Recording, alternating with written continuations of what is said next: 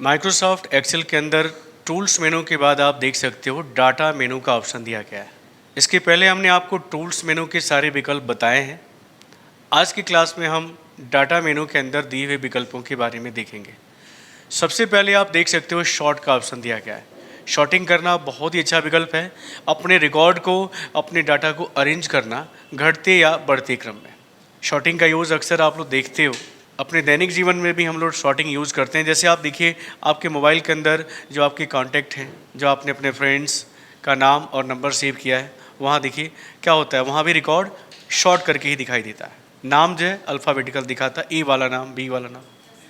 एक और जगह आपको एग्जाम्पल मिलता है डिक्शनरी में। आप देखिए, डिक्शनरी के अंदर आप देख सकते हो कि डिक्शनरी के अंदर भी हमें शॉर्टिंग का एग्जाम्पल मिलता है कि वहाँ जो वर्ड लिखे गए हैं, शब्द लिखे गए हैं, वो अल्फ़ाबेटिकल अरेंज होते हैं। सोचिए, अगर रिकॉर्ड या वर्ड अल्फ़ाबेटिकल अरेंज नहीं होते तो क्या हम डिक्शनरी यूज़ कर पाते? नहीं कर पाते। आपके मोबाइल के अंदर जो है, देखिए जो आपके कॉन्टैक्ट हैं, हम लोग कितना जल्दी ढूंढ लेते हैं, ए वाले नाम, बी वाले नाम, सी वाले नाम। ठीक उसी तरह अगर आप एक्सेल सीट के अंदर कोई डाटा सीट बना रखे हो और आप चाहते हो कि हम अपने रिकॉर्ड को बढ़ते क्रम या घटते क्रम में अरेंज करें, व्यवस्थित करें, तो आप डाटा मेनू के अंदर ये विकल्प देख सकते हो। शॉर्ट का ऑप्शन दिया गया है, आप इसका प्रयोग कर सकते हो। आप देख सकते हो टूल बार के ऊपर भी ये विकल्प आपका मिल जाएगा। शॉर्टिंग, असेंडिंग और डिसेंडिंग का ऑप्शन यहाँ पे मिल जाएगा। आपको सबसे पहले अपने डाटा या टेबल जो रिकॉर्ड आपने रखा हुआ उसको सिलेक्ट कर लेना। सिलेक्शन करने के बाद आपको डाटा मेनू के अंदर आना होगा, शॉर्ट ऑप्शन पे क्लिक करना होगा। क्लिक करते ही आपके सामने शॉर्ट डायलॉग बॉक्स खुल जाएगा। अब देख सकते हैं शॉर्ट बाई पूछ रहा है किस कॉलम के तहत आपको शॉर्टिंग करनी है। यहाँ देख सकते हैं कि जितने कॉलम आप बनाए हो, जितने कॉलम को आपने सिलेक्शन किया है, वो सभी कॉलम आपको यहाँ दिखाई दे रहे हैं। नेम, रोल नंबर और नीचे की तरफ आ जाइए, सभी फील्ड आपको दिखाई दे रहे हैं। टोटल, परसेंटेज और डिवीज़न। मान लीजिए कि अगर आप परसेंटेज के तहत चाहते हो, क्योंकि आप देखिए आपका जो रिकॉर्ड है उसमें परसेंटेज का कॉलम देखिए, यहाँ पे रिकॉर्ड आपका एक ऑर्डर में नहीं दिखाई दे रहा है। अब देखिए यहाँ पे 56.5% है, तो यहाँ 32.83 है, यहाँ 55 है, 55 है, 62 है, 60 है, 47 है, और ऐसे ही देख सकते हैं यहाँ पे रिकॉर्ड आपको दिखाई दे रहा है। इसका मतलब है कि आपका रिकॉर्ड व्यवस्थित नहीं है, एक ऑर्डर में नहीं है। तो हम क्या करेंगे, हम चाहते हैं कि शॉर्ट बाई करें परसेंटेज के तहत, परसेंटेज जो आपका कॉलम है। अब यहाँ पूछ रहा है कि असेंडिंग या डिसेंडिंग, यानी आप अपने रिकॉर्ड को असेंडिंग ऑर्डर में या डिसेंडिंग ऑर्डर में रिकॉर्ड को आप कैसे रखना चाहते हो। तो डिसेंडिंग पे हम सेलेक्ट करते हैं। डिसेंडिंग का मतलब है अधिक से कम की तरफ। अब जैसे हम इसको सेलेक्ट करेंगे, सिलेक्शन करने के बाद जैसे हम यहाँ पे ओके करेंगे, आप देखना आपके रिकॉर्ड परसेंटेज वाले कॉलम के तहत शॉर्ट कर दिए गए हैं। आप ध्यान से देखिए, सबसे हाईएस्ट, मैं इसको थोड़ा सा और अधिक जूम करता हूँ। आप यहाँ देखें कि सबसे अधिक पाने वाला यानी 67% पाने वाला सबसे ऊपर दिखा रहा है, उसके बाद 64 और सबसे कम अंक पाने वाला 32.8333% सबसे नीचे दिखा रहा है। क्योंकि हमने शॉर्टिंग किया है, हमने अपने रिकॉर्ड को अरेंज किया है, व्यवस्थित किया है, और आपके सामने है। अगर हम कहें कि सबसे अधिक अंक पाने वाला कौन है, तो आप इजीली बता सकते हो, और सबसे कम अंक पाने वाला कौन है। और हम कहें कि टॉप 3 बताइए, तो आप देखकर बता सकते हो कि टॉप 3, टॉप 1 ये है, टॉप 1 2, टॉप 3, ऐसे आप रिकॉर्ड को ढूंढ सकते हो। तो कहने का मतलब है कि ये काम आप शॉर्टिंग के माध्यम से किए हो। अभी इसमें एक विकल्प और आ रहा था, अगर आप डाटा मेनू के अंदर जाते हो तो यहाँ देख सकते हैं शॉर्ट बाई।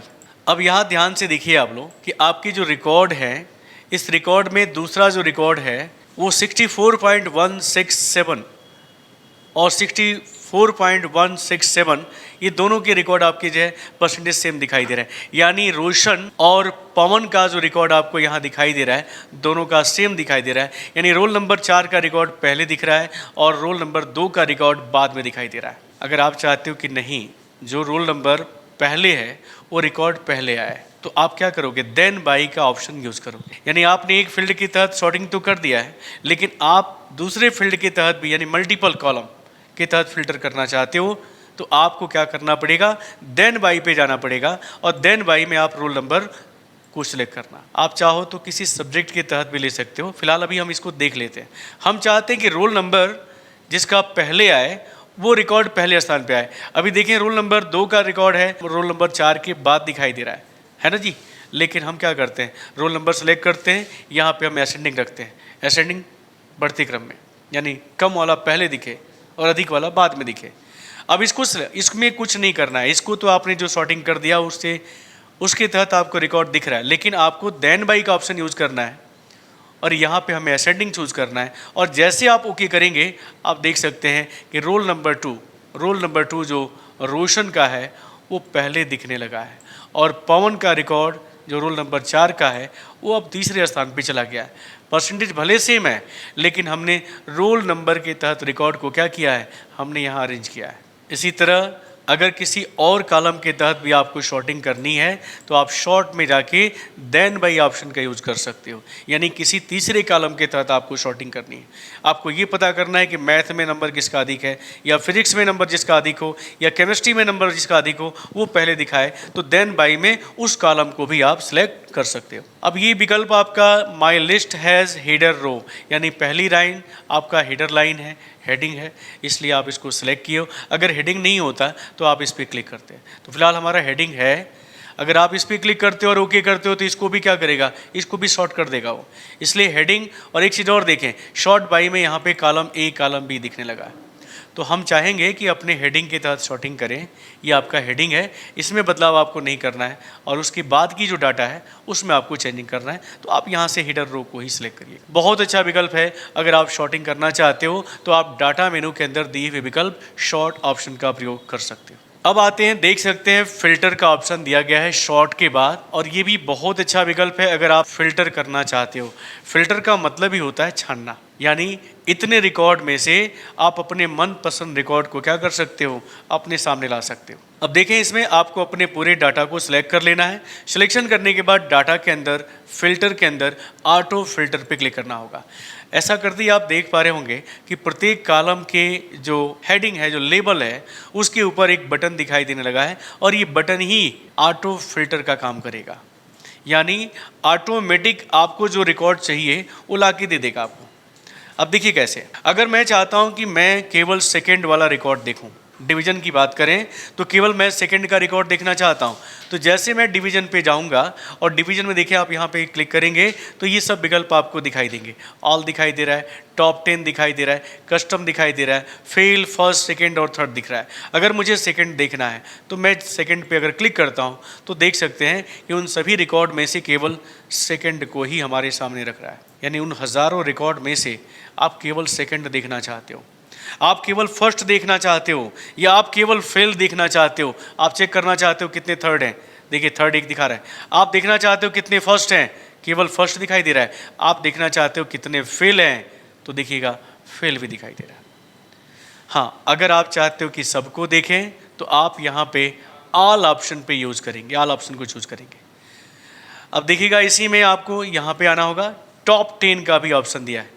टॉप 10 का मतलब क्या है कि अधिकतम 10 स्टूडेंट्स जिसने सर्वाधिक अंक पाए हैं। वैसे टॉप 10 दिया हुआ है, टॉप 10 समझना है। टॉप 10 का मतलब क्या है, टॉप 10 का मतलब है कि इस पूरे रिकॉर्ड में से वे 10 स्टूडेंट जिसने सर्वाधिक अंक पाए हैं। हज़ारों लाखों रिकॉर्ड आपके पास है, आप सेकंड्स में पता कर लोगे। कैसे, आप देखिए यहाँ पे हमें क्लिक करना होगा, टॉप 10 फिल्टर खुल जाएगा आपके सामने। यहाँ देखिएगा टॉप और बॉटम भी दिया है। बॉटम का मतलब क्या है, नीचे से, यानी सबसे कम अंक पाने वाले वो 10 स्टूडेंट। तो पहले हम टॉप निकालते हैं। टॉप में यहाँ से आप चाहो तो कम भी कर सकते हो, आप टॉप 10 के बजाय टॉप 5 ही निकालिए, 5 लिखिए, और यहाँ पे आपको आइटम में आइटम ही चूज करना है और यहाँ पे आपको ओके करना है। आप देखिए टॉप 5 निकल चुके हैं, यहाँ गिन लीजिए, 1 2 3 4 5 वे स्टूडेंट जिसने सर्वाधिक अंक पाए हैं। अगर इसी तरह हमको नीचे से बॉटम से ज्ञात करना, ऑल करते हैं और फिर से हम अगर चाहते हैं टॉप 10 के बजाय हम बॉटम 10 निकालें या बॉटम 5 निकालें, बॉटम 3 निकालें, तो आप देखें यहाँ पे ओके करें, सबसे कम अंक पाने वाले वो 5 स्टूडेंट आपके सामने हैं। इस तरह हम ऑटो फिल्टर का ऑप्शन यूज़ करते हुए अपने जिस रिकॉर्ड को चाहें उस रिकॉर्ड को हम यहाँ से देख सकते हैं। ऑल करते हैं। अब देखिएगा इसमें कस्टम का भी एक ऑप्शन जोड़ा गया है, कस्टमाइज करना भी थोड़ा समझ लेते हैं। मैं चाहता हूँ कि मैं 45 से अधिक और 60 से कम, ध्यान दीजिएगा, या 65 से कम परसेंटेज पाने वाले रिकॉर्ड को मैं देखना चाहता हूँ। तो यहाँ से कस्टमाइजेशन हम यूज़ करेंगे। यहाँ कुछ विकल्प आपके दिए गए हैं, जैसे इक्वल टू लेना है। मान लीजिए आप चाहते हो कि 60% वाले रिकॉर्ड ही दिखाई दे, केवल 60 से अधिक नहीं, 60 से कम भी नहीं, केवल 60, तो आप यहाँ पे इक्वल टू से चूज करेंगे। डज नॉट इक्वल टू है, इज ग्रेटर देन है। चलिए मैं चाहता हूँ कि यहाँ पे भाई फर्स्ट में तो 60 से अधिक वाले ही फर्स्ट होंगे ना, लेकिन मैं चाहता हूँ कि जो 65 से अधिक अंक पाया है उसी को मैं देखूँ। अब देखिए जैसे हम अभी इतने पे ही देखिए ओके करिएगा, आपको 65 से अधिक में केवल एक ही रिकॉर्ड है। फर्स्ट तो बहुत हैं, लेकिन 65 से अधिक पाने वाले एक ही स्टूडेंट है। ये कस्टमाइज कर रहे हैं। इसी तरह आप बिटवीन भी कर सकते हो। बिटवीन, अब यहाँ पे आल करते हैं, आल करिएगा। आइए फिर से कस्टमाइज करिएगा। यहाँ पे तो आपने देख लिया ग्रेटर देन, मैं अब की बार यहाँ पे लेता हूँ 45। एंड मैं एक और कंडीशन यूज़ करता हूँ, लेस देन मैंने कहा 60। मैं चाहता हूँ कि 60 से कम और 45 से अधिक को मैं देखूं, फिल्टर करूं। अब यहाँ ओके करके देखिए 60 और 45 के बीच के रिकॉर्ड आपको दिखाई दे रहे हैं, 60 से कम और 45 से अधिक। इस तरह अपने मनपसंद रिकॉर्ड को आप क्या कर सकते हो, आप फिल्टर कर सकते हो। और बहुत ही अच्छा विकल्प आता है फिल्टर के अंदर, ये विकल्प आपको यूज़ करना है। यहाँ से भी आप शो ऑल ऑप्शन का प्रयोग करके आप सभी रिकॉर्ड को देख सकते हो। तो मैंने कहा कि आप ये जो बटन देख रहे हो, किसी बटन के तहत, जैसे मान लीजिए फिरोज का रिकॉर्ड देखना है, देखिए फिरोज का दिखा रहा है, फिरोज 2 जगह है, 2 बार दिखा रहा है। अगर मुझे रेखा का रिकॉर्ड देखना है, देखिए रेखा का दिख रहा है। अगर मुझे रोल नंबर की बात करें, पहले तो आल करते हैं, आल करते हैं। अगर मान लीजिए रोल नंबर हमें 10 का देखना है, रिकॉर्ड 10 का दिखा रहा है, या 10 से 20 के बीच में देखना है, रोल नंबर 10 और रोल नंबर 20 के बीच के सभी रिकॉर्ड देखने हैं। तो अभी बता चुके हैं कि आपको कस्टमाइज़ करना पड़ेगा यहाँ से, और कितना, रोल नंबर 10 से क्या हो, ग्रेटर देन हो, और क्या हो, लेस देन मैंने कहा यहाँ पे 20, और यहाँ ओके करके देखिए आपके 10 से अधिक और 20 से कम सभी रिकॉर्ड आपको दिखाई दे रहे हैं। तो इस तरह हम अपने रिकॉर्ड को फिल्टर करने जैसे काम कर सकते हैं। बहुत ही अच्छा विकल्प है जिसके द्वारा आप अपने समय की बचत कर सकते हो। अगर आप इस बटन को फिर से हटा देना चाहते हो तो आप पूरे डाटा को फिर से सिलेक्ट करिएगा और डाटा मेनू के अंदर फिल्टर के अंदर ऑटो फिल्टर पे क्लिक करिएगा, वो बटन आपके हट जाएंगे। अब यहाँ देख सकते हैं अगला विकल्प जो डाटा मेनू के अंदर दिया गया है वो है एडवांस फिल्टर का। बहुत अच्छा विकल्प है। अगर किसी पर्टिकुलर रिकॉर्ड को आप यहाँ से चाहते हो कि इस मूल रिकॉर्ड से हम क्या करें, बाहर कर दें, अगर आप चाहते हो कि जिसका परसेंटेज या डिवीज़न फर्स्ट है उनको मैं बाहर कर दूं, यहाँ पे कॉपी करके ला दूं, मूल रिकॉर्ड को आपको वैसे ही रखना है और इसमें से आप अपने मनपसंद रिकॉर्ड को आप चाहते हो बाहर कर दें, तो आप ये काम एडवांस फिल्टर के द्वारा कर सकते हैं। अब देखिए मैं चाहता हूँ कि यहाँ डिवीज़न के तहत मैं इसको रिकॉर्ड को बाहर करूँ। मैं यहाँ पे डिवीज़न लिख देता हूँ। जो भी इस कॉलम का जो लेबल है उस लेबल को आपको यहाँ पे लिख देना है और यहाँ पे आपको जो है वो वैल्यू जो आप जिसको फिल्टर करने जा रहे हो, तो मैं यहाँ पे फर्स्ट को बाहर करना चाहता हूँ। आप देखिएगा, इतना करने के बाद ये भी ध्यान रखिएगा कि आपको लेबल को एक सेल के अंदर लिखना है और जो वैल्यू है उसको दूसरे सेल में लिखना है। इतना करने के बाद आपको इस पूरे डाटा टेबल को सिलेक्ट कर लेना है। सिलेक्शन करने के बाद डाटा मेनू के अंदर फिल्टर के अंदर एडवांस फिल्टर पे आप क्लिक करेंगे। अब देख सकते हैं कि आपके सामने एडवांस फिल्टर का डायलॉग बॉक्स खुल गया है जिसमें यहाँ एक्शन दिखा रहा है और एक्शन में यहाँ 2 विकल्प आ रहे हैं, filter the list in place और कॉपी टू अनदर लोकेशन। तो पहले हम एक्शन में पहला वाला विकल्प यूज़ करते हैं, filter the list in place, यानी आपको फ़िल्टर वहीं करके देगा जहाँ पे आपका मूल रिकॉर्ड रखा हुआ है। Filter the list in place पे आपको रखना है। अब यहाँ देख सकते हैं लिस्ट रेंज में वो रेंज जो आपने सिलेक्शन किया है आपको यहाँ दिखा रहा है और यहाँ पूछ रहा है क्राइटेरिया क्या है जिसके आधार पे अपने रिकॉर्ड को फिल्टर करना है। क्राइटेरिया रेंज में आपको यहाँ पे क्लिक करना है और इस रेंज को आपको ऐसे माउस से ड्रैग करके सिलेक्ट कर लेना है जिसको आप फिल्टर करने जा रहे हो। कॉपी टू का विकल्प अभी काम नहीं कर रहा है और यहाँ देख सकते हैं यूनिक रिकॉर्ड का ऑप्शन दिया है। अगर गलती से कोई रिकॉर्ड 2 बार एंट्री हो गया है तो उसमें से एक ही रिकॉर्ड को डिस्प्ले करेगा। यूनिक रिकॉर्ड का मतलब यही है। अब देखिएगा, अब यहाँ पे अगर हम ओके बटन पे क्लिक करते हैं तो आप देख सकते हैं कि केवल फर्स्ट डिवीज़न के रिकॉर्ड आपको यहाँ पे डिस्प्ले कर रहा है, यानी ऑटो फिल्टर की तरह ये विकल्प भी आपको देखने को मिल रहा है। अब यहाँ पे डाटा मेनू के अंदर फिल्टर के अंदर शो ऑल पे क्लिक करते हैं, हमें फिर से सभी रिकॉर्ड दिखाई देने लगेगा। इसके बाद देखिएगा, अगर हम चाहते हैं इसका जो दूसरा विकल्प है फ़िल्टर का एडवांस फ़िल्टर में यहाँ कह रहा है कॉपी टू अनदर लोकेशन। मैं चाहता हूँ कि जिसका डिवीज़न फर्स्ट है उनको मैं दूसरी जगह कॉपी करके रखना चाहता हूँ। अब देखिए जैसे हम यहाँ पे क्लिक कर रहे हैं, कॉपी टू का विकल्प भी काम करने लगा है। तो हमें लिस्ट रेंज में रेंज हमारा सिलेक्शन है, क्राइटेरिया जिसके आधार पर हम फिल्टर करने जा रहे हैं, तो ये हमारा क्राइटेरिया हो गया।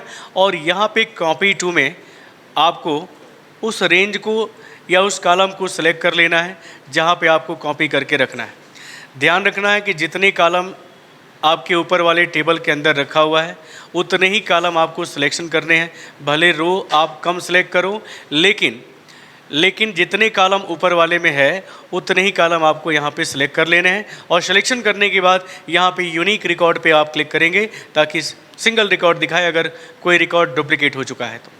अब यहाँ पे जब आप ओके करेंगे तो यहाँ पे यस करना है। अब आप देख सकते हैं कि वो सभी रिकॉर्ड जो फर्स्ट डिवीज़न के हैं वो कॉपी करके बाहर कर दिए गए। अगर आपको कहीं ऐसा मिले कि भाई इस मूल रिकॉर्ड में से ये वाले रिकॉर्ड आप बाहर करिए, कॉपी करिए, तो बड़ा मुश्किल काम होगा। क्योंकि आप देखें ऊपर आपका जो मेन टेबल है, इस मेन टेबल में देखें यहाँ पे फर्स्ट दिखा रहा है, यहाँ पे फर्स्ट दिखा रहा है, यहाँ पे फर्स्ट दिखा रहा है। तो ऐसे तो आप सिंगल कॉपी करते रह जाएंगे, बहुत ही समय लगेगा। लेकिन ये एडवांस फ़िल्टर आप जिस रिकॉर्ड को फ़िल्टर करना चाहते हो उस रिकॉर्ड को फ़िल्टर करेगा और कॉपी करके भी आप उसको बाहर रख सकते हो। इसी तरह अगर आप सेकेंड डिवीज़न वाले रिकॉर्ड को बाहर करना चाहते हो कॉपी करके, तो आप देखेंगे यहाँ डिवीज़न में आपको लिख देना है सेकेंड। इसको सिलेक्शन कर लीजिएगा अपने टेबल को, डाटा के अंदर जाएंगे, फ़िल्टर के अंदर जाएंगे, एडवांस फ़िल्टर पे क्लिक करिएगा, कॉपी टू अनदर लोकेशन पे क्लिक करिएगा। क्राइटेरिया हमारा ठीक है, रेंज भी हमारा सही है। कॉपी टू में थोड़ा सा बदलाव करना पड़ेगा क्योंकि कॉपी टू में ये एरिया सिलेक्टेड है, हमको नीचे आना होगा और नीचे की तरफ ऐसे ही कॉलम को दोबारा सेलेक्ट कर लेना है। यूनिक रिकॉर्ड पे क्लिक करिएगा और ओके करिएगा। आप देख सकते हैं कि सेकेंड डिवीज़न के सभी रिकॉर्ड आपके आ चुके हैं। इसी तरह किसी भी रिकॉर्ड को आप एडवांस फ़िल्टर के तहत, चाहे वो नाम का कॉलम क्यों ना हो, चाहे परसेंटेज का कॉलम क्यों ना हो, या जैसे आप डिवीज़न का कॉलम देख रहे हो वैसे आप फ़िल्टर कर सकते हो। अब देखिएगा, मैं मान लीजिए कि नाम के तहत फ़िल्टर करना चाहता हूँ। मैं चाहता हूँ कि इस नाम का रिकॉर्ड, जैसे ये देख सकते हैं रामू का एक रिकॉर्ड है जो रोल नंबर 8 है, इस रिकॉर्ड को मुझे कॉपी करके बाहर करना है। तो हम क्या करेंगे, यहाँ पे पहले हम फील्ड नेम जो लेबल है उसको हम लिखेंगे नेम के रूप में, और नीचे की तरफ जो हमें रिजल्ट चाहिए, जिसका हमें कॉपी चाहिए, उसको हमको यहाँ नेम के नीचे लिखना है। अब इसको सिलेक्ट कर लीजिएगा। सिलेक्शन करने के बाद डाटा के फ़िल्टर के अंदर एडवांस फ़िल्टर पे जाइएगा, कॉपी टू अनदर लोकेशन पे क्लिक करिएगा। ये हमारा रेंज सही है, क्राइटेरिया बदल चुका है। क्राइटेरिया जो पहले ये था, अभी क्राइटेरिया हमारा ये हो चुका है।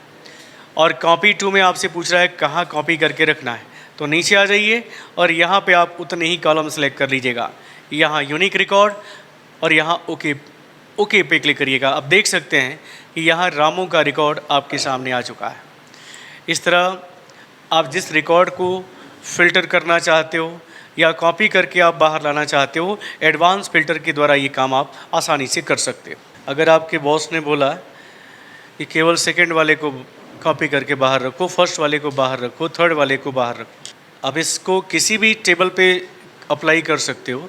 जैसे मान लीजिए सैलरी वाला आपने बनाया है, मान लीजिए आपने कहा कि 10,000 से अधिक पाने वाले रिकॉर्ड को आप बाहर करिए, या इतना से इतना के बीच पाने वाले को बाहर करिए, तो अब उस कंडीशन में आपको ये एडवांस फ़िल्टर का जो विकल्प है वो बहुत काम का होगा, बहुत ही यूज़फुल कमांड होगा जिसका आप प्रयोग कर सकते हो। अब देख सकते हैं डाटा मेनू के अंदर अगला जो विकल्प आपका फॉर्म का दिया गया है। आप इस पूरे डाटा टेबल को सिलेक्ट करिएगा जो भी आपकी डाटा एक्सेल शीट के ऊपर दी गई है, और डाटा मेनू के अंदर जाके जब आप फॉर्म पे क्लिक करेंगे तो आपके सामने इस तरह का एक विकल्प विंडो खुल के आ जाएगा जो एक फॉर्म नुमा दिखाई दे रहा है, जिसमें आप देख सकते हैं कि name, roll number, math, physics, chemistry, biology, Hindi, English के नंबर दिखाई दे रहे हैं। और यहाँ देख सकते हैं कि जहाँ पे आपने टोटल, परसेंटेज और डिवीज़न निकाला है वहाँ पे आपको लिखने के लिए ऑप्शन नहीं दे रहा है, यानी आप वहाँ लिखेंगे नहीं क्योंकि वहाँ फार्मूला यूज़ है। अब यहाँ से हम क्या कर सकते हैं कि जो रिकॉर्ड हम एक रो में इनपुट कर रहे थे, ध्यान देंगे, जो रिकॉर्ड हम यहाँ पे इनपुट कर रहे थे, जैसे मान लीजिए हमने यहाँ लिखा रमेश और हमने यहाँ रोल नंबर लिखा है, यहाँ पे हमने मैथ का नंबर, फिजिक्स का नंबर, केमिस्ट्री का नंबर, ऐसे बायोलॉजी का नंबर और ऐसे हमने हिंदी और इंग्लिश के नंबर को इनपुट किया और ये हमारा टोटल परसेंटेज और डिवीज़न निकला। लेकिन इसी इनपुट को हम ऐसे ना करके हम इसको सिलेक्ट कर लेते हैं और सिलेक्शन करने के बाद डाटा मेनू के अंदर फॉर्म पे जाते हैं। अब वो जो इनपुट आप सीट के ऊपर आप डायरेक्ट कर रहे थे, एक फॉर्म के तहत आप इनपुट दिखा सकते हो। यहाँ देख सकते हैं कि आपका रिकॉर्ड पॉइंटर पहले रिकॉर्ड पे है। आप देख सकते हो पहला रिकॉर्ड आपको इस सीट के अंदर दिखाई दे रहा है। अब यहाँ पे आपको नया रिकॉर्ड ऐड करना है तो आप यहाँ पे न्यू बटन पे क्लिक करेंगे। न्यू बटन पे क्लिक करते ही आप देख सकते हैं कि ये सभी जो फील्ड हैं वो खाली हो चुके हैं ताकि आप नया रिकॉर्ड इनपुट कर सको। अब यहाँ देखिए मैं यहाँ पे कोई नया रिकॉर्ड लेता हूँ, जैसे मैंने लिया संजय, रोल नंबर हमने डाला, मैथ, फिजिक्स, केमिस्ट्री और बायोलॉजी, हिंदी और इंग्लिश। यहाँ पे मतलब आसानी है इनपुट करने के लिए। टैब बटन दबाते जाइए, अगले फील्ड के अंदर वो आपका कर्सर जाता जाएगा और वहाँ पे आप जो भी वैल्यू आप इनपुट करना चाहते हो इनपुट कर सकते हो। अब देख सकते हैं कि जैसे हम न्यू बटन पे क्लिक करेंगे, ये जो रिकॉर्ड हमने यहाँ पे फिल किया है वो यहाँ आपके एक्सेल सीट के ऊपर दिखाई देने लगेगा। यहाँ देखिए जैसे मैंने न्यू किया, यहाँ देख सकते हैं कि रिकॉर्ड आपकी सीट के ऊपर इस तरह दिखाई देने लगा है। कहने का मतलब है कि आप जो एक्सेल सीट के ऊपर डायरेक्ट इनपुट दे रहे थे वो अब इनपुट एक फॉर्म के तहत कर सकते हैं। यहाँ इनपुट फास्ट होगा, जल्दी होगा, आप ट्राई कर सकते हैं। एक्सेल सीट के ऊपर जो आप इनपुट देते हो वो हॉरिजॉन्टली आप इनपुट देते हो, आपको बार बार अगले सेल के अंदर जाना पड़ता है, जबकि आप यहाँ से टैब बटन को प्रेस करके आप अगले सेल के अंदर जाके उसके अंदर रिकॉर्ड को इनपुट दे सकते हो। अब यहाँ देख सकते हैं फिर से हमें खाली जगह मिल गया है। अब हम यहाँ चाहें तो फिर से दूसरा रिकॉर्ड इनपुट कर सकते हैं। जैसे हमने यहाँ पे डाला Monu, roll number 24, math, physics, chemistry, biology, Hindi और इंग्लिश। इस तरह हमने डाला और जैसे हमने न्यू किया आप देख सकते हैं कि ये रिकॉर्ड हमारा इनपुट हो चुका है। अब यहाँ देख सकते हैं कुछ और भी विकल्प आपके दिए गए हैं। यहाँ पे फाइंड प्रीवियस का दिया हुआ है, यानी पहले रिकॉर्ड पे, इसके पहले रिकॉर्ड या इसके पहले रिकॉर्ड पे ऐसे आप क्लिक करके पहले रिकॉर्ड पे जा सकते हो। यहाँ देख सकते हैं डिलीट का ऑप्शन दिया है। अगर किसी रिकॉर्ड को आप फाइंड करके डिलीट करना चाहते हो तो यहाँ से आप डिलीट पे क्लिक करके आप उसे डिलीट भी कर सकते हो। देख सकते हैं display record will be permanently deleted. अगर आप यहाँ ओके करते हैं तो रोल नंबर 9 का जो रिकॉर्ड है आप देख सकते हैं ये 19 नंबर आपका जो रो है उसका रिकॉर्ड यहाँ पे दिखा रहा है और जैसे आप ओके करेंगे यहाँ से वो रिकॉर्ड क्या हो गया, डिलीट हो गया। इसी तरह आप यहाँ से फाइंड नेक्स्ट कर सकते हो, यहाँ से प्रीवियस कर सकते हो। यहाँ देख सकते हैं क्राइटेरिया का भी ऑप्शन दिया है। अगर आप इस पर क्लिक करते हैं तो आपको सब कुछ यहाँ इनपुट देना पड़ेगा, यानी सभी कॉलम के लिए यहाँ पे इनपुट का ऑप्शन दे दिया है। टोटल भी अब आप इनको इनपुट करना है, परसेंटेज भी इनपुट करना और डिवीजन को भी इनपुट करना होगा। अगर फॉर्म पे क्लिक करते हैं तो आपको जहाँ फार्मूला दिया गया है वहाँ इनपुट नहीं करना पड़ेगा, बाकी सभी जगह आप इनपुट दे सकते हो। तो अगर आप चाहते हो कि हम फॉर्म के तहत इनपुट करें तो फॉर्म ऑप्शन को चूज करेंगे। अगर आप क्राइटेरिया के तहत यूज करना चाहते हो तो क्राइटेरिया का प्रयोग करके आप सभी कॉलम के अंदर रिकॉर्ड को इनपुट दे सकते हो। तो इस तरह हम किसी फॉर्म के तहत अगर रिकॉर्ड को अपनी सीट के ऊपर ऐड करना चाहते हैं तो हम डाटा मेनू के अंदर फॉर्म का यूज़ करेंगे। डाटा मेनू में आप देख सकते हैं अगला विकल्प जो है फॉर्म के बाद सब टोटल का दिया गया है। सब टोटल के लिए मैं एक एग्जाम्पल आपको देना चाहता हूँ। एक नया सीट हम यहाँ पे ऐड कर लेते हैं, ओके कर लेते हैं। यहाँ एक नया सीट हमें मिल गया है। यहाँ पे हम एक कॉलम बनाते हैं मंथ का, यहाँ आइटम और यहाँ पे ले लेते हैं क्वांटिटी। चलिए कुछ महीने हम यहाँ पे टाइप करते हैं, जैसे मई मई मई, यहाँ पे हमने लिया जून जून और यहाँ पे जून, यहाँ पे लिया हमने जुलाई, यहाँ पे हमने लिया जुलाई और यहाँ पे हमने लिया जुलाई।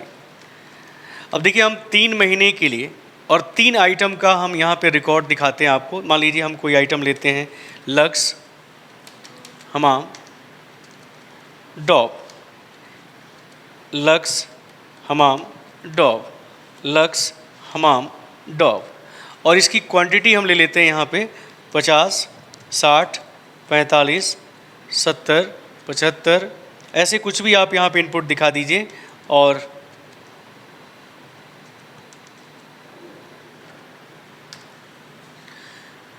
आप देख सकते हो कि हमने एक रिकॉर्ड लिया है जिसमें मंथ लिया है एक कॉलम के अंदर, आइटम लिया है, कुछ आइटम के नाम लिए और यहाँ पे मैंने क्वांटिटी ले रखा है।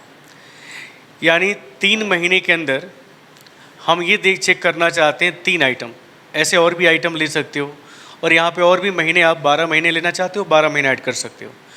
आप अगर चेक करना चाहते हो कि किस महीने में कौन सा आइटम सबसे अधिक बिका, कौन सा आइटम किस महीने में कितना बिका, या इसके अलावा हम तीनों महीनों का ग्रैंड टोटल निकालना चाहते हैं कि तीनों महीनों में अगर हम लक्स की आइटम की बात करें कि लक्स आइटम कितना बिका, तो इसके लिए हम क्या करेंगे कि हम इस पूरे डाटा टेबल को सिलेक्ट कर लेंगे और सिलेक्शन करने के बाद डाटा मेनू के अंदर सब टोटल पे हम क्लिक करेंगे। अब देख सकते हैं कि सब टोटल डायलॉग बॉक्स आपके सामने खुल गया है, जिसमें एट ईच चेंज इन में आपसे पूछ रहा है कि जो कॉलम आपने लिया है मंथ आइटम क्वांटिटी, तो हम यहाँ पे मंथ वाइज चाहते हैं समरी निकालना, मंथ वाइज हम सम चाहते हैं, मंथ वाइज हम मैक्सिमम मिनिमम एवरेज जो भी चाहते हैं हम यहाँ पे निकाल सकते हैं। हम यहाँ पे एट ईच चेंज इन में मंथ को सिलेक्ट करते हैं। अब यहाँ पूछ रहा है कि कौन सा फंक्शन आप प्रयोग करने जा रहे हो, तो देख सकते हैं कि सम का फंक्शन दिया है, काउंट, एवरेज, मैक्सिमम, मिनिमम, ऐसे बहुत सारे फार्मूले आपके यहाँ पे दिए गए हैं। फिलहाल हम यहाँ पे सम पहले करके दिखाते हैं। मैं चाहता हूँ कि मंथ वाइज मैं सम निकालूँ, और सम किसका निकालना है, ऐड सब टोटल में क्वांटिटी को सम करेंगे। क्वांटिटी को यहाँ पे चेक करिएगा और जैसे आप ओके करेंगे आप ध्यानपूर्वक देख सकते हैं कि मई महीने का जो टोटल है तीनों आइटम का 155 है, जून महीने का जो टोटल है 190 है, और जुलाई महीने का जो टोटल है वो आपका 172 है, और मई, जून और जुलाई का जो ग्रैंड टोटल है वो 517 है। आप देख पा रहे होंगे कि तीनों महीनों का ये सम दिखा रहा है अलग अलग। मई का टोटल सम दिखा है, जून का टोटल सम दिखाई दे रहा है, और जुलाई का भी टोटल सम आपको देखने को मिल रहा है। अगर हम कहें कि तीनों महीनों में कितना टोटल है, कितना टोटल सेल्स हुआ है, तो आप कह सकते हो कि 517 आइटम तीनों महीनों को मिला के सेल्स हुआ है। अगर हम कहें कि मई महीने में कितना सेल्स हुआ है, तो आप कह सकते हैं कि 155, जून महीने में कितना सेल्स हुआ है तो 190, और जुलाई महीने में कितना हुआ है तो 172। इस तरह अगर आपको ग्रैंड टोटल निकालना है तो आप डाटा मेनू का सब टोटल आप यूज़ करेंगे। अब देखिएगा, मैं अगर मैक्सिमम की बात करें कि सबसे अधिक कौन सा आइटम किस महीने में बिका है, उसको भी आप यहाँ से सब टोटल से कैलकुलेट कर सकते हो। तो यहाँ पे पहले हम रिमूव ऑल कर देते हैं, फिर से हमारा नॉर्मल हो जाएगा डाटा। इसको फिर से सिलेक्ट कर लेना है, डाटा मेनू के अंदर सब टोटल पे आप जाएंगे, और अब की बार हम सम के बजाय मैक्सिमम पे हम यहाँ पे सिलेक्शन करते हैं फार्मूले को। क्वांटिटी का ही हम मैक्सिमम निकालेंगे, तो क्वांटिटी को सिलेक्ट करेंगे और यहाँ पे आप ओके करिएगा। आप देख सकते हैं कि मई महीने का जो मैक्सिमम है वो 60 है, जून महीने का जो मैक्सिमम है वो 75 है, और जुलाई महीने का जो मैक्सिमम है 80 है। और तीनों महीनों का अगर मिलाएं मैक्सिमम यहाँ पे मई का, जून का और जुलाई का, तो आप देख सकते हैं कि तीनों महीनों में सबसे अधिकतम ग्रैंड मैक्स कितना है, 80 है। और वो किस महीने में है, जुलाई में है। और कौन सा आइटम है, तो आप कह सकते हो हमाम का आइटम है जो सबसे अधिक बेचा गया है। तो इस तरह आप सब टोटल ऑप्शन का प्रयोग करके इस तरह का grand total, grand maximum, grand minimum, grand average अगर निकालना हो तो आप निकाल सकते हैं। इसके बाद आप देख सकते हैं डाटा मेनू के अंदर वैलिडेशन का ऑप्शन दिया, और ये भी बहुत अच्छा विकल्प है, एक्सेल के अंदर यूज़ होने वाला बहुत ही अच्छा विकल्प होगा वैलिडेशन। वैलिडेशन का मतलब है कि किस सेल के अंदर हम क्या वैलिड एंट्री देना चाहते हैं, उसको हम वैलिडेशन के द्वारा सेट कर सकते हैं। अब देखिए, मान लीजिए कि हम सीट पे आते हैं, जो पहला हमारा सीट है, और ये जो रिजल्ट जो हमने सब्जेक्ट के नंबर डाले हुए हैं इसको हम यहाँ से डिलीट कर देते हैं। डिलीट करने के बाद इन सेलों के अंदर हम एक मिनिमम और मैक्सिमम वैल्यू को क्या करेंगे, निर्धारित करेंगे। यानी मिनिमम कितना हो सकता है और मैक्सिमम कितना हो सकता है। क्योंकि आप ध्यान दिए होंगे कि कई बार हम किसी सेल के अंदर इनपुट करने जाते हैं, मान लीजिए हमको इसी में मैथ का नंबर, थोड़ा सा हम इसको जूम करते हैं, मैथ का नंबर हमें 55 देना था, लेकिन इतनी जल्दीबाजी में थे कि 5 ही दबा और हम आगे बढ़ गए। ध्यान दीजिएगा। या कई बार ऐसा होता है कि हम इनपुट किए 55 नंबर, और अगला सेल के अंदर हम फिजिक्स का नंबर इनपुट करना चाहते हैं, वो नंबर भी इसी नंबर के अंदर ऐड हो गया। यानी एक ही सेल के अंदर 2 सेल की वैल्यू आ गई। अब यहाँ देखिए, मैथ का नंबर इतना हो सकता है क्या, बताइए? नहीं, हमको मैक्सिमम 100 के बीच में ही देना है ना जी। तो एक किसी सेल के अंदर मैक्सिमम वैल्यू क्या हो सकती है और मिनिमम वैल्यू क्या हो सकती है, उसको हम यहाँ पे सेट करेंगे। आप ध्यान से देखिएगा। इसको डिलीट कर लेते हैं, और डिलीट करने के बाद इस पूरे रेंज को जिसमें आपको इनपुट देना है उसको सिलेक्ट कर लीजिएगा। सिलेक्शन करने के बाद डाटा मेनू के अंदर वैलिडेशन पे आप क्लिक करिएगा। वैलिडेशन में यहाँ पे सेटिंग का ऑप्शन आ रहा है। सेटिंग में आपको देखिए कई टैब आपके यहाँ पे बने हुए हैं। फिलहाल हम सेटिंग पे क्लिक करते हैं और सेटिंग में यहाँ पे कह रहा है अलाउ, क्या अलाउ करना चाहते हो, एनी वैल्यू। मैं यहाँ पे ले लेता हूँ होल नंबर। अब होल नंबर हमने लिया तो यहाँ पे आपको डाटा में बताना है कि नंबर क्या होगा, बिटवीन होगा, नॉट बिटवीन होगा, इक्वल टू होगा, not equal to, greater than, less than, वो सारे विकल्प आपके दिए गए। तो मैं यहाँ पे बिटवीन ऑप्शन का प्रयोग करता हूँ। वैसे आप जो चाहो यहाँ पे सेट कर सकते हो। देखिए मिनिमम, मैंने कहा कि मिनिमम यहाँ पे कितना वैल्यू इनपुट किया जा सकता है। तो मान लीजिए एक मानक ले लेते हैं कि मिनिमम जो है किसी भी सेल के अंदर आप 17 इनपुट कर सकते हो, मान लेते हैं। वैसे आप 0 भी ले सकते हो। और मैक्सिमम कितना दे सकते हो, तो किसी भी सब्जेक्ट के लिए हम मान लेते हैं कि मैक्सिमम वैल्यू 100 हो सकता है। यानी कि उस सेल के अंदर जो रेंज हमने सिलेक्शन किया है उसके अंदर मिनिमम वैल्यू 17 होगा और मैक्सिमम कितना होगा, 100 होगा। आप गलती से कहीं अभी दिखाए थे कि आप 2 सेल की वैल्यू अगर आप इनपुट करोगे तो 100 से अधिक हो ही जाएगा वो, और उस कंडीशन में आपको एरर देगा। अब देख सकते हैं कि यहाँ पे मिनिमम, मैक्सिमम, मिनिमम हमने सेट कर दिया है। अब देखते हैं इनपुट मैसेज में क्या आया। आप यहाँ पे जो टाइटल देना हो दे सकते हो। फिलहाल इनपुट मैसेज में आप यहाँ पे दिखाओगे जो मैसेज आप लिखना चाहते हो। तो आप यहाँ लिख दीजिए इंटर नंबर पूरा लिख देते हैं। यानी जब आप माउस को जब सेल के ऊपर रखोगे तो ये मैसेज आएगा कि आप नंबर इनपुट करो या इंटर करो। इसके बाद एरर अलर्ट का ऑप्शन यहाँ पे दिया हुआ है। एरर आप क्या दिखाना चाहते हो और स्टाइल क्या होना चाहिए, वार्निंग आए, इन्फॉर्मेशन आए, तो हम स्टॉप करते हैं। और स्टॉप में एरर मैसेज क्या आए, तो यहाँ पे आप मैसेज दे सकते हो कि wrong number input, number range 17 to 100, ये मैसेज आएगा। अब देखिए मैं यहाँ पे ओके करता हूँ। ओके करते ही यहाँ देखिएगा जब हम किसी सेल के ऊपर माउस को ले जाके क्लिक करते हैं तो ये मैसेज हमें दे रहा है कि आप यहाँ पे नंबर इनपुट करिए। देख रहे हो। चलिए यहाँ पे अगर मान लीजिए हमने यहाँ पे 55 डाला, ठीक है, लिया, लेकिन आप यहाँ पे जरा 15 डालिए तो क्या आ रहा है, रॉन्ग नंबर इनपुट। देखिए मैसेज आ रहा है कि आपने जो इस सेल के अंदर नंबर इनपुट किया है वो गलत डाला है। जो रेंज है वो 17 to 100 है, यानी यहाँ पे 17 नंबर लेगा वो। आप रीट्राई के लिए ऑप्शन दे रहा है। अब यहाँ पे देखिए 17 नंबर आप इनपुट करिए, ले लेगा। 16 डालेंगे तो नहीं लेगा फिर, क्योंकि हमने जो रेंज डिफाइन किया है वो 17 to 100 लिया है। अब देखिए गलती से अगर आप यहाँ पे रिट्राई करते हैं, गलती से अगर आपने यहाँ पे 101 भी लिख दिया तो ये फिर से आपको रॉन्ग बताएगा। यानी आपने इस पूरे रेंज के अंदर ये डिफाइन कर रखा है, देखिए 100 ले लेगा कि आपको क्या इनपुट देना है, यानी कितने से कितने के बीच में आपको नंबर लेना है वो आप वैलिडेशन के द्वारा सेट कर चुके हो। 17 से कम संख्या नहीं लेगा और 100 से अधिक नहीं लेगा। अभी जैसे एग्जांपल हम आपको दिखा रहे थे कि अगर आप 2 सेल की वैल्यू को आप इनपुट करते हो तो क्या होगा, ये फिर गलत बताएगा आपको, यानी आपको आगे नहीं बढ़ने देगा, वहीं रोक देगा, वार्निंग मैसेज देगा और कहेगा कि आप जो नंबर इनपुट कर रहे हो वो गलत है और यहाँ जो नंबर इनपुट किया जाना है वो 17 और 100 के बीच में ही इनपुट किया जाना है। तो अगर आप ऐसे वार्निंग को चाहते हो, इस तरह की सेटिंग आप चाहते हो, तो आप डाटा मेनू का यूज़ करके वैलिडेशन ऑप्शन का प्रयोग करके ये काम कर सकते हो। इसी तरह इसका बहुत सारा यूज़ है। अब थोड़ा नीचे आते हैं। आप लोगों को याद होगा हमने अटेंडेंस शीट आपको बताया था। मान लीजिए हम यहाँ पे अटेंडेंस शीट बनाने जा रहे हैं। थोड़ा सा इसको और हम डिटेल में देखते हैं। अटेंडेंस,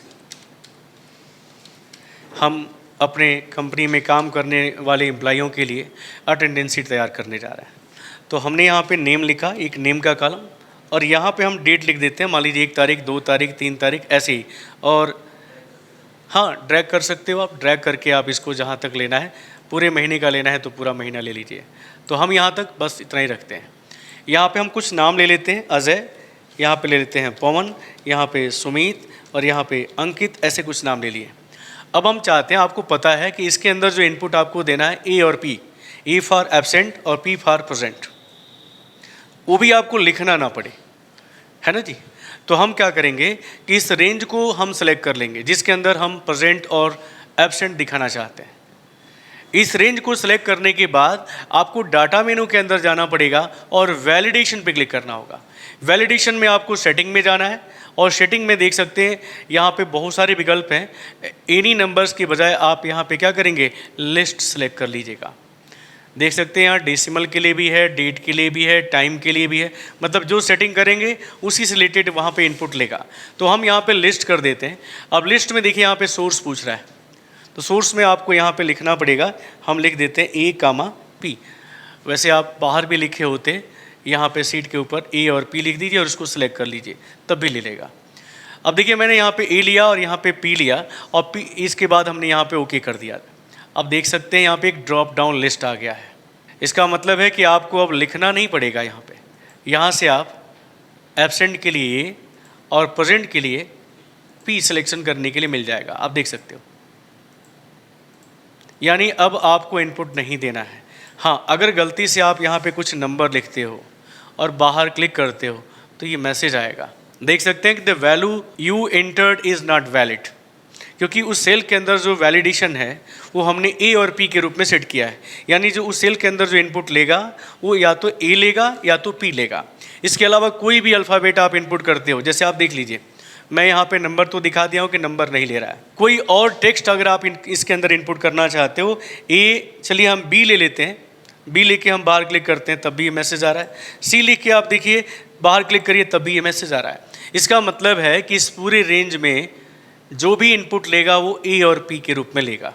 ये होता है वैलिडेशन, यानी किसी सेल के अंदर वैलिड क्या है वो सेटिंग आप वैलिडेशन में जाके कर सकते हो। ड्रॉप डाउन लिस्ट बहुत अच्छा विकल्प है, आप इससे बना सकते हो।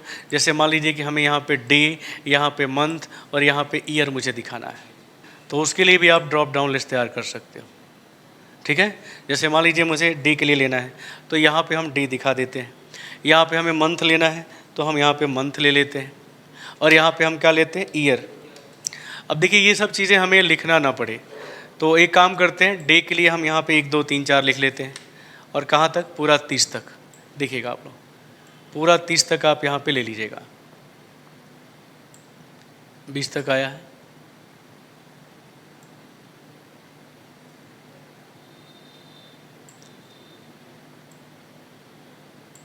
इकतीस तक ये ले लेते हैं और इसमें हम मंथ ले लेते हैं, जनवरी, शॉर्ट में लिख देते हैं FEB और इसको भी क्या करते हैं हम ड्रैग कर लेते हैं, जनवरी फरवरी आप इसको ले लीजिएगा मार्च तक, नवंबर दिसंबर तक ले लेते हैं और एक रो इसमें और ऐड कर लेते हैं यहाँ पे हम, और इसमें क्या ले लेते हैं, ईयर 2000 से ले लेते हैं 2000 2001 ऐसे रहे। इसको भी सिलेक्ट करके और आप इसको जो है जहाँ तक चाहते हो वहाँ तक ले लीजिए, 2023 24 25 जहाँ तक आपको लेना है आप इसको ले लीजिएगा। अब देखिए मैं चाहता हूँ, मैं इसको सेलेक्ट कर लेता हूँ, इसको ऐसे, और मैं इसको एक टेबल का फॉर्मेट यहाँ से दे देता हूँ, ऐसे रहे। मैं चाहता हूँ कि मैं यहाँ पे लिखूँ नहीं, यहाँ से मैं डे को सिलेक्ट कर लूँ, यहाँ से मैं मंथ को सिलेक्ट कर लूँ, मैं यहाँ से ईयर को। तो अब यहाँ पे आपको रखना है, डाटा के अंदर जाना है, वैलिडेशन पे जाना है। वैलिडेशन में आपको यहाँ पे क्या करना है, लिस्ट हम बता चुके हैं, लिस्ट पे आना है और लिस्ट में आपको इस सोर्स के अंदर आके इस पूरे रेंज को जहाँ तक नंबर दिए गए हैं वहाँ तक सिलेक्शन कर लेना है। तो आप यहाँ पे 31 तक सिलेक्ट कर लीजिएगा और ओके कर दीजिएगा। अब देख सकते हैं कि यहाँ पे ड्रॉप डाउन लिस्ट बन चुका है और यहाँ पे 1 से लेकर 31 तक के नंबर सिलेक्शन करने के लिए आपको मिल जाएंगे। अब इसी तरह मंथ को भी लेना है तो आप डाटा के अंदर जाएं, वैलिडेशन पे जाएं, यहाँ पे आप एनी में आके एनी नंबर की जगह यहाँ पे आके आप लिस्ट को सिलेक्ट करेंगे और सोर्स में क्या करेंगे, आप जनवरी से लेके दिसंबर तक सिलेक्ट कर लीजिएगा, ओके कर दीजिएगा। ईयर को भी ले लीजिए, डाटा में जाइए, वैलिडेशन पे जाइए और यहाँ पे लिस्ट को बनाइए, लिस्ट को सिलेक्ट करिए और यहाँ पे आप ईयर को ले लीजिएगा जहाँ तक आपने ईयर ले रखा है। इसके बाद ओके करिए। अब देख सकते हैं कि यहाँ पे आप जब क्लिक करेंगे तो आपको पूरा 12 महीने दिखाई देंगे और यहाँ पे क्लिक करेंगे तो आपको ईयर मिल जाएगा, जो ईयर आपको दिखाना है उस ईयर को आप सिलेक्ट कर सकते हो। तो इस तरह का ड्रॉप डाउन लिस्ट एक कैलेंडर टाइप बना सकते हो। ये सब आपका वैलिडेशन के द्वारा ही संभव हो रहा है। उस सेल के अंदर अगर आप कुछ और इनपुट देना चाहोगे तो इनपुट नहीं लेगा। डे में कितना इनपुट लेगा, 1 से लेकर 31 तक के, 1 से लेकर 31 तक के नंबर आप यहाँ पे इनपुट कर सकते हो। आप देखिए 1 से लेकर यहाँ 31 तक। अगर आप गलती से इसमें मान लीजिए कि आप 33 लिखना चाहते हो और बाहर क्लिक करोगे तो ये मैसेज आएगा। इसमें क्या इनपुट लेगा, जनवरी से लेकर, मैंने बोला कि जनवरी से लेकर और दिसंबर तक की इनपुट लेगा। अगर कुछ और अल्फ़ाबेट डालते हो तो नहीं लेगा।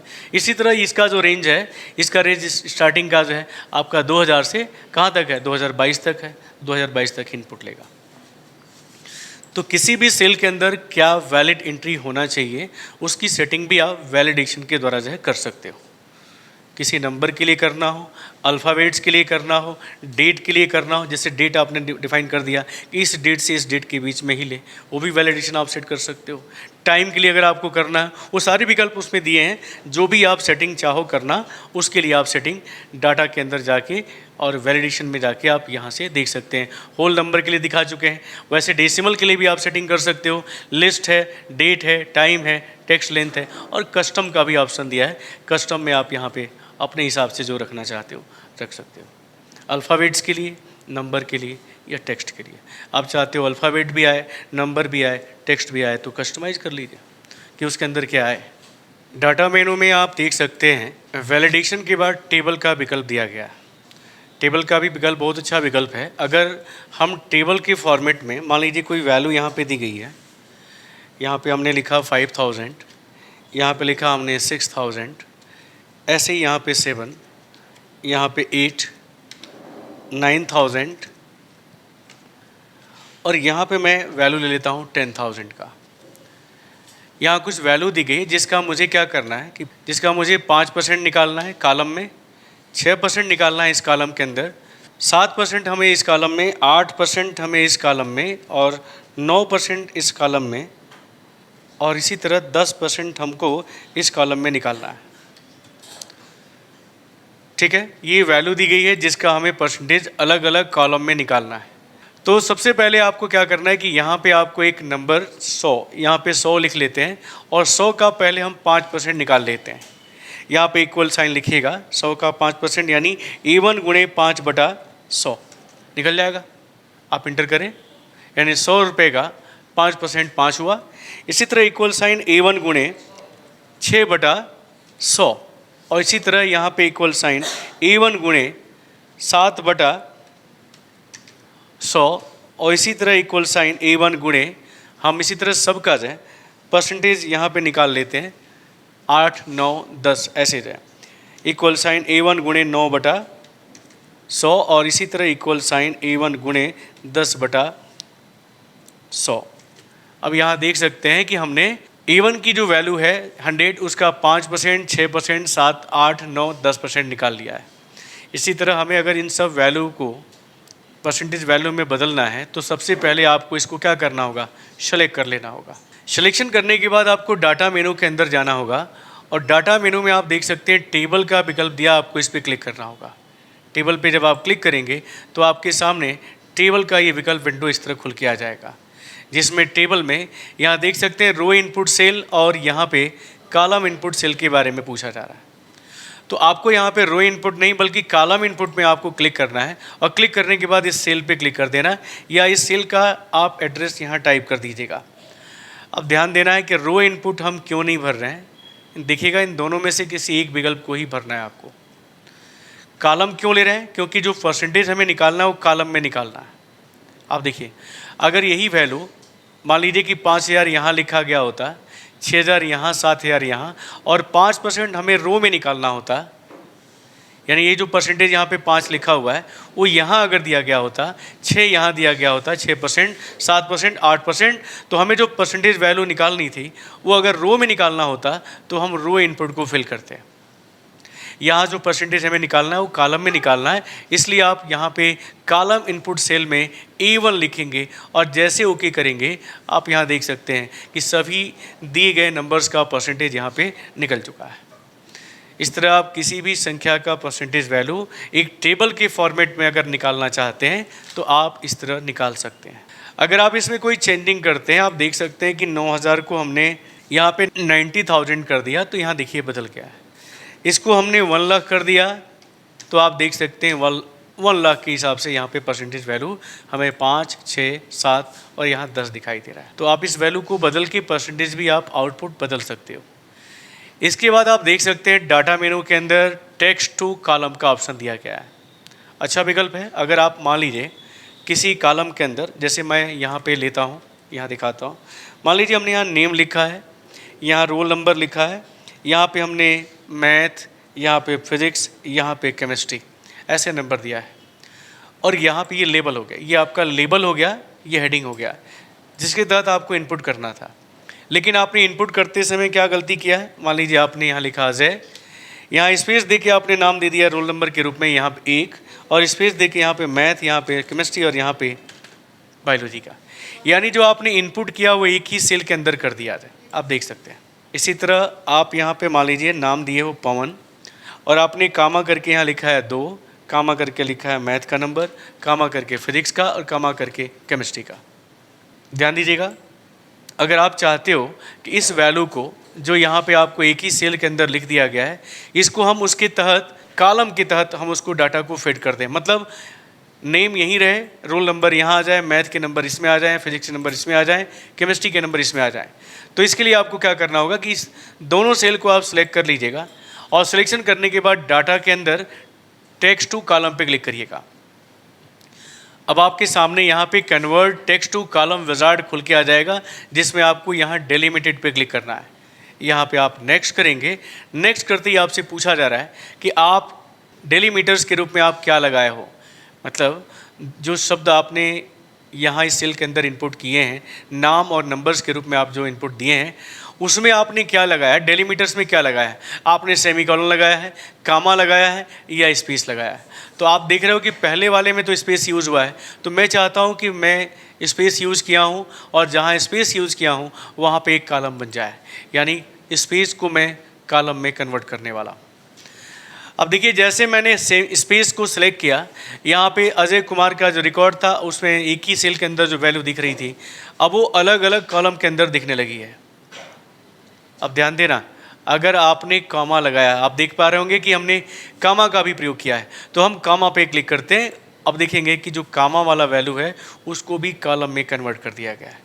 यानी अगर आपने किसी सेल के अंदर अगर डाटा इनपुट करते समय आपने जल्दीबाजी किया है, गलती किया है, और आपने नंबर्स को सेपरेट कर रखा है सेमीकोलन के थ्रू, कामा के थ्रू, स्पेस या किसी अन्य सिंबल के थ्रू, और आप चाहते हो कि हम उसको क्या करें, सेपरेट कर दें, अलग कर दें, अलग अलग सेलों के अंदर रख दें, तो आपको यहाँ से सिलेक्शन करना होगा।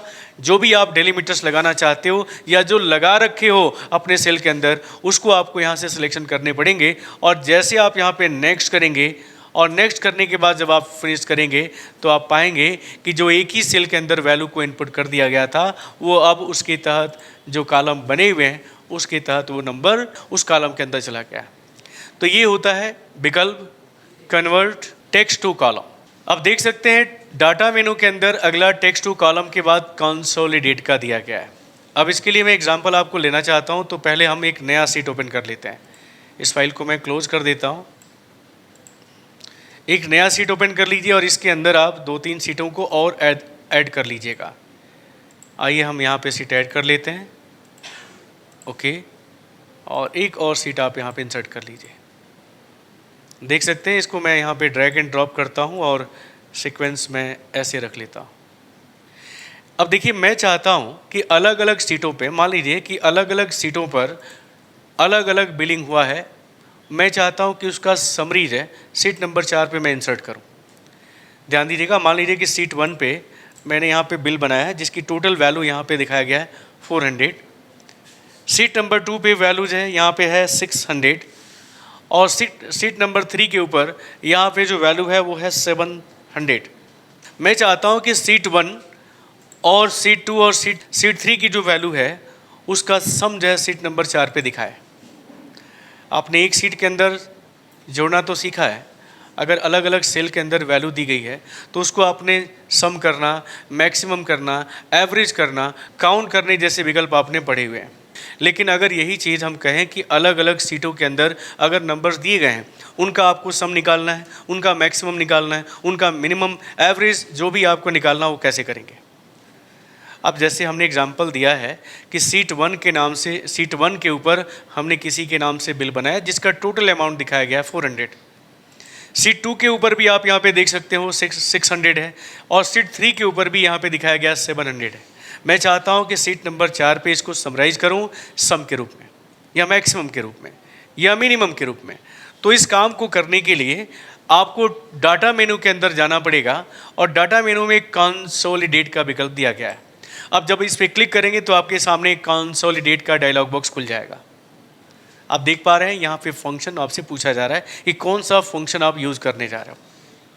कंसोलिडेट करते समय आप किस फार्मूले का यूज़ करने जा रहे हो। तो यहाँ देख सकते हैं कि बहुत सारे फार्मूले दिए गए हैं। सम का दिया गया है, काउंट का दिया गया है, एवरेज का दिया गया है, मैक्सिमम दिया है, मिनिमम दिया है। ऐसे बहुत सारे फार्मूले जो नंबर्स के ऊपर पड़े हैं वो सब फार्मूले आपको दिए गए हैं। तो हमें क्या करना है, मान लीजिए कि हमें सम निकालना है, तो हम सम फार्मूले को यूज़ करते हैं। अब देखिए रेफरेंस पूछ रहा है, तो रेफरेंस में हम क्या करेंगे कि सीट पे क्लिक करेंगे, सीट नंबर 1 पे, और उस सेल पे क्लिक कर देंगे। अब यहाँ देखिए सीट 1 और उस सेल का नंबर यहाँ पे दिखाई दे रहा है। आपको क्या करना होगा, यहाँ पे ऐड पे क्लिक कर देना है, और ऑल रेफरेंसेस में वो सीट और सेल का नंबर यहाँ पे आ चुका है। यही काम आपको सीट नंबर 2 पे करना है। सीट नंबर 2 पे जाना है, उस सेल पे क्लिक करना है। देखिए सीट नंबर 2 और उस सेल का नंबर आपको यहाँ पे दिखने लगा है। क्या करेंगे, हम ऐड कर लेंगे। इसी तरह हमको सीट नंबर 3 पे जाना होगा, उस सेल पे क्लिक करना होगा जिस सेल के ऊपर हमारा वैल्यू रखा हुआ है, और इसे भी हमें ऐड करना पड़ेगा। देख सकते हैं तीनों सीट के यहाँ पे सीट के नंबर और वो सेल यहाँ पे आपको दिखाई देने लगा है जिसके अंदर हमने वैल्यू को रखा हुआ है। अब हम क्या करेंगे, सीट नंबर 4 पे जाएंगे। सीट नंबर 4 पे जाना है, आपको कहीं भी क्लिक नहीं करना है, सीधे आपको यहाँ पे ओके करना है, और आप देखेंगे कि जहाँ आपने सेल को रखा हुआ था वहाँ पे सम आ चुका है। यहाँ देख पा रहे होंगे, यहाँ जोड़ सकते हैं 400, 600, 1000 हुआ, और प्लस 700 आपको यहाँ पे दिखा रहा है 1700 रुपया। आपने क्या किया, 3 सीटों की जो अलग अलग वैल्यू दी गई है उन तीनों सीटों की वैल्यू को हमने सीट नंबर 4 के ऊपर जो सम कर दिया है। इसी तरह अगर आपको मैक्सिमम निकालना होता तो आप फार्मूले में मैक्सिमम यूज़ किए होते, मिनिमम निकालना होता तो मिनिमम लिखे होते, एवरेज लिखना होता तो एवरेज निकाले। जो चाहे आप क्या कर सकते थे, कंसोलिडेट के माध्यम से आप ज्ञात कर सकते थे। अगर आप कंसोलिडेशन आप यूज़ नहीं करना चाहते हो, आप चाहते हो कि हम मैनुअली फार्मूले का यूज़ करें, तो ये काम आप कैसे करेंगे, आपको ध्यान देना है। अगर आप चाहते हो कि हम फार्मूले के तहत करें तो आप एक काम कर लें, पहले आप उस सेल को नोट कर लीजिए जिस सेल के अंदर आपकी वैल्यू रखी गई है। अब यहाँ देख सकते हैं कि इस सीट का जो सेल का जो वैल्यू का एड्रेस है, जिस सेल के अंदर हमने नंबर को रखा हुआ है, इस सेल का जो एड्रेस है वो D10 है। अभी देखिए मैनुअली मैं आपको जोड़ के दिखाता हूँ। इसी तरह सीट नंबर 2 के ऊपर इस सेल का जो नंबर है वो D11 है, और सीट नंबर 3 पे आइए और इसका जो सेल एड्रेस है वो E9 है। अब इसको हमें सीट नंबर 4 के ऊपर सम करना है। तो देखिए कैसे सम करेंगे, आप थोड़ा सा ध्यान दीजिएगा। अगर देखिए अगर एक ही सेल के अंदर वैल्यू दी गई है तब तो जोड़ना आसान है। सम लिखिए, और सम लिखने के बाद आप उन सेलों को लिख दीजिए प्लस साइन के साथ, या कामा सेपरेटर लगाइए, और देखिए सम निकल जाएगा। लेकिन जब सीट चेंज होगा तो फार्मूला आपको चेंज करना पड़ेगा। अब देखिए आपको अगर लिखना है तो यहाँ पे D10 क्या है, D10 इसी सेल को देखिए दिखा रहा है, इसी सेल के ऊपर D10 यहाँ पे दिखा रहा है, और यहाँ पे क्या है, खाली है, और खाली सेल को 0 मानेगा वो।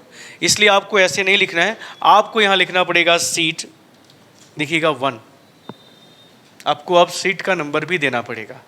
सीट 1 लिखने के बाद आपको एक्सक्लेमेशन साइन देना पड़ेगा, विस्मयादि बोधक चिन्ह, और अब लिखना होगा D10। ध्यान दीजिएगा, अगर आपको अलग अलग सीटों पे अगर नंबर को सम करना है तो पहले सीट का नंबर देना पड़ेगा, फिर सेल का नंबर देना पड़ेगा, प्लस यहाँ पे आप लिखोगे sheet 2 exclamation sign D11 plus sheet 3 exclamation sign, और यहाँ पे आप लिखोगे E9, और E9 लिखने के बाद जब आप ब्रैकेट को बंद करके आप इंटर करोगे तो यहाँ देखिए आउटपुट भी वही मिल गया है। एक ही सीट के ऊपर आपको जोड़ना तो आता होगा जी, एक्सेल में ये तो बेसिक चीज़ है, मतलब पहले दिन ही आपको पढ़ने को मिलता है कि अलग अलग सेलों के अंदर अगर वैल्यू दी गई है तो आप उसको कैसे सम करोगे। लेकिन अगर आपको यहीं पूछ दिया जाए कि अगर अलग अलग सीट के ऊपर वैल्यू दी गई है तो आप उसका सम कैसे करोगे। ध्यान दीजिएगा, मैंने फार्मूला लिखा हुआ है यहाँ पे। फार्मूला मैंने ये फार्मूला बार में आप देख सकते हो कि ये फार्मूला आपको कैसे लिखना है। अगर अलग अलग सीट की वैल्यू को सेल को जोड़ना है तो पहले आप सीट का नंबर लिखोगे, एक्सक्लेमेशन साइन के साथ जो उस सेल का नंबर लिखोगे जिस सेल के अंदर वैल्यू दी गई है। बस यही अंतर आपको करना है। और उसी तरह हर सीट को जिसके ऊपर आपकी वैल्यू दी गई है उस सीट का नंबर और सेल का नंबर आपको लिख देना है प्लस साइन यूज़ करते हुए, और देखेंगे कि सम निकल चुका है। यही काम हम कंसोलिडेट के माध्यम से भी कर रहे हैं। अब आते हैं डाटा मेनू के अंदर ग्रुप एंड आउटलाइन का विकल्प दिया है, जिसमें सबसे पहले आप यहाँ देख सकते हैं हाइड डिटेल्स, शो डिटेल्स जैसे विकल्प आपके दिए गए। ये विकल्प अभी काम नहीं कर रहा है क्योंकि जब तक हम पहले ग्रुप नहीं बनाएंगे तब तक ये विकल्प काम नहीं करेगा। तो हम एक काम करते हैं, पहले वाले सीट को जिसमें हमने रिजल्ट वाला रिकॉर्ड हमने रखा था उसको हम यहाँ पे ओपन कर लेते हैं। ओपन करने के बाद थोड़ा जूम को बढ़ा लेते हैं, और जूम बढ़ाने के बाद आप यहाँ पे एक काम करेंगे, रिकॉर्ड को जरा शॉर्ट कर लीजिएगा। शॉर्ट आप पढ़ चुके हो, शॉर्ट हम बताए हैं डाटा मेनू में पहले दिन ही। आपको यहाँ पे परसेंटेज की तरह शॉर्टिंग करना है, कर लेना है, और यहाँ पे डिसेंडिंग असेंडिंग जो भी रखना चाहते हो आप रख लीजिएगा। इससे क्या होगा कि सभी फर्स्ट डिवीज़न के रिकॉर्ड एक हो जाएंगे, सभी सेकंड डिवीज़न के रिकॉर्ड एक साथ हो जाएंगे, थर्ड एक जगह हो जाएंगे, फेल एक जगह हो जाएगा। अब मैं चाहता हूँ कि सभी सेकंड डिवीज़न के रिकॉर्ड को मैं एक ग्रुप में रखना चाहता हूँ। तो आप इसको सिलेक्ट कर लीजिएगा, जितने सेकंड डिवीज़न के रिकॉर्ड हैं उसको सिलेक्ट कर लीजिएगा। डाटा मेनू के अंदर ग्रुप एंड आउटलाइन पे और ग्रुप पे जाके क्लिक कर दीजिएगा। अब देखिए जैसे ग्रुप करेंगे यहाँ पे एक आउटलाइन बन जाएगा, आप देख पा रहे होंगे यहाँ पे माइनस का साइन आ रहा है। इसका फ़ायदा आपको बता दें कि यहाँ पे क्लिक करके इस रिकॉर्ड को आप हाइड कर सकते हो, और यहाँ प्लस पे क्लिक करके आप इसको फिर से देख सकते हो। इसी तरह आप फर्स्ट वाले को सिलेक्ट करके ग्रुप बना सकते हो, थर्ड को सिलेक्ट करके ग्रुप बना सकते हो। अब देखिएगा जो ग्रुप आपने बनाया है उस ग्रुप को हम डाटा मेनू के अंदर भी जाके ग्रुप एंड आउटलाइन, देखिए ये काम करने लगा है, हाइड एंड डिटेल्स। अब जब इस पर क्लिक करेंगे तो यहाँ से भी हाइड हो जा रहा है, और यहाँ से भी हम इसको क्या कर सकते हैं, शो कर सकते हैं। और जो ग्रुप बनाया है अगर हम इसको फिर से अनग्रुप करना चाहते हैं तो डाटा मेनू के अंदर आपको ग्रुप एंड आउटलाइन के अंदर यहाँ अनग्रुप का ऑप्शन दिया गया है। यहाँ पे भी हम क्लिक करके जो बनाया गया ग्रुप है उसको अनग्रुप कर सकते हैं, या अगर ग्रुप किया गया है तो इसको हम यहाँ से आउटलाइन जो दिखा रहा है, आउटलाइन जो बाहर की तरफ ये लाइन दिख रही है इसको आउटलाइन कहते हैं, ऑटो आउटलाइन है। यहाँ से हम क्लियर कर सकते हैं, क्लियर आउटलाइन। जैसे आपने ये देखा है हॉरिजॉन्टल, उसी तरह आप वर्टिकली भी ग्रुप करना चाहते हो तो ग्रुप कर सकते हो। ऐसा करने के लिए आप उस कॉलम को सिलेक्ट करिए, डाटा मेनू के अंदर ग्रुप एंड आउटलाइन पे जाइए और यहाँ पे क्लिक कर दीजिए। अब देख सकते हैं कि यहाँ पे आपको ग्रुप दिखाई देने लगा है। यहाँ पे क्लिक करके आउटलाइन पे यहाँ से आप इसको हाइड कर सकते हो और यहाँ से आप डिस्प्ले कर सकते हो। तो ये सब विकल्प आते हैं जो डाटा मेनू के अंदर ग्रुप एंड आउटलाइन के अंदर क्लियर आउटलाइन के द्वारा आप ये काम कर सकते हो। अच्छा विकल्प है, आप ट्राई कर सकते हो। डाटा मेनू में अगला विकल्प आप pivot and pivot chart report का देख सकते हो। बहुत अच्छा विकल्प है, बहुत ज़्यादा यूज़ होता है और अलग अलग तरीक़ों से यूज़ होता है। मैं नॉर्मली आपको दिखाता हूँ कि इसका यूज़ आप अपने रिकॉर्ड को फ़िल्टर करने के लिए या हज़ारों रिकॉर्ड में से किसी एक रिकॉर्ड को आप देखने के लिए कर सकते हो। आप अपने इस डाटा सीट को सिलेक्ट कर लीजिएगा। सिलेक्शन करने के बाद डाटा मेनू के अंदर pivot table and pivot chart report पे क्लिक करिएगा। अब आपके सामने यहाँ ओके करना है। यहाँ पे ओके करने के बाद आइएगा और यहाँ देख सकते हैं pivot table and pivot chart wizard आपके सामने खुल गया है और यहाँ पे कुछ स्टेप दिए गए हैं जिसको आपको यूज़ करना है। कह रहे कि where is the data that you want to analyse. यहाँ पे देख सकते हैं कि 3 विकल्प आ रहे हैं, Microsoft Excel list or database या एक्सटर्नल डाटा सोर्स। अगर आप किसी एक्सटर्नल डाटा का यूज़ कर रहे हो तो आप यहाँ पे क्लिक करेंगे, मल्टीपल डाटा सीट को लेना चाहते हो तो आप इस पर क्लिक करेंगे। तो फिलहाल मैं यहाँ पे Microsoft Excel list or database पे मैं क्लिक करता हूँ। ध्यान दीजिएगा, यहाँ पे आपको पाइवोट टेबल बनाना है और यहाँ आपको नेक्स्ट पे क्लिक करना है। नेक्स्ट पे क्लिक करते ही आप देख सकते हैं जो रेंज आपने सिलेक्शन किया है उस रेंज को यहाँ पे सिलेक्ट करता हुआ दिखा रहा है। यहाँ पे आपको फिर से नेक्स्ट करना है और नेक्स्ट करने के बाद यहाँ पे आपसे पूछ रहा है कि क्या आपको नया सीट बनाना है या उसी सीट के ऊपर आपको टेबल का यूज़ करना है। तो हम एक नया सीट चाहते हैं बनाना। यहाँ पे मैं फिनिश करता हूँ। देख सकते हैं कि आपका ओरिजिनल सीट वैसे ही है। यहाँ पे एक आपको नया सीट दे दिया है और यहाँ एक टास्क पैन आपके सामने खुल गया है। पाइवोट टेबल फील्ड लिस्ट यहाँ पे खुल गया है और यहाँ देख सकते हैं कि ड्रॉप पेज फील्ड हियर कह रहा है, ड्रॉप रो फील्ड हियर। यानी यहाँ देख सकते हैं कि आपके एक्सेल सीट के अंदर जितने भी कॉलम हैं यहाँ पे आपको दिखाई दे रहा है। यहाँ से जो भी फील्ड आप यहाँ पे ड्रॉप करेंगे, ले जाके यहाँ पे रखेंगे या इसको ऐड करेंगे, उसके रिकॉर्ड आपको यहाँ दिखने लगेंगे। यहाँ देख सकते हैं हमने नेम फील्ड को सिलेक्ट किया है और इसको अपने सीट के ऊपर ड्रॉप किया है या इसको ऐड किया है। अब देख सकते हैं कि वो सभी रिकॉर्ड आपको यहाँ पे शो होने लगे हैं। इसी तरह अगर किसी अन्य कॉलम को आप लेना चाहते हो जैसे टोटल, परसेंटेज या डिवीज़न, तो आप उसको सिलेक्ट करना और सिलेक्ट करके यहाँ पे क्या करना, ऐड करना। आप देख सकते हो कि सबके नाम और उसकी डिवीज़न यहाँ पे दिखाई देने लगे हैं। अगर इसमें से किसी एक रिकॉर्ड को देखना है, यदि इसमें से आपको किसी एक रिकॉर्ड को फिल्टर करना है या किसी निश्चित रिकॉर्ड को ही लेना है, जैसे मान लीजिए मुझे केवल फर्स्ट डिवीज़न के रिकॉर्ड चाहिए, तो हम यहाँ पे शो ऑल से हटा देंगे और केवल फर्स्ट पे हम यहाँ पे चेक करेंगे और यहाँ ओके करेंगे। आप देखेंगे कि केवल फर्स्ट के रिकॉर्ड दिखाई दे रहा है। अगर आप चाहते हो कि नहीं केवल सेकंड की रिकॉर्ड देखें तो आप सेकंड पे क्लिक करेंगे, फर्स्ट को हटा के आप ओके करिएगा। देखिए यहाँ पे इस तरह हम पाइवोट टेबल का यूज़ करके अलग अलग कॉलम के तहत हम रिकॉर्ड को देख सकते हैं और साथ ही हम इसको फिल्टर भी कर सकते हैं। इसके और भी बहुत सारे यूज़ आते हैं, हम आगे चल के बताएंगे। वीडियो बहुत लंबा हो जाएगा, इसलिए हम इसको आगे चल के अगर आप समझना चाहते हैं तो पाइवोट टेबल के बारे में और भी हम पढ़ेंगे। तो ये था पाइवोट टेबल का यूज़, जो आपका ओरिजिनल सीट वैसे ही एक अलग से सीट आपका बन जाता है जिसके ऊपर आपका पाइवोट टेबल आपका बन के आ जाता है। इसके बाद आप देख सकते हैं डाटा मेनू के अंदर इंपोर्ट एक्सटर्नल डाटा का ऑप्शन दिया है। अब आपको हम दिखाना चाहते हैं एक और सीट हम यहाँ पे ऐड कर लेते हैं। अगर आपने कोई डाटाबेस फाइल बना रखा है और डाटाबेस फाइल को आप चाहते हो कि हम एक्सेल सीट के ऊपर लेके आएँ, उस रिकॉर्ड को हम अपने एक्सेल सीट के ऊपर इंसर्ट करें, तो इसके लिए आपको जो है डाटा मेनू के अंदर इंपोर्ट एक्सटर्नल डाटा पे क्लिक करना होगा और यहाँ देख सकते हैं इंपोर्ट डाटा का विकल्प है, आप इस पर क्लिक करिएगा।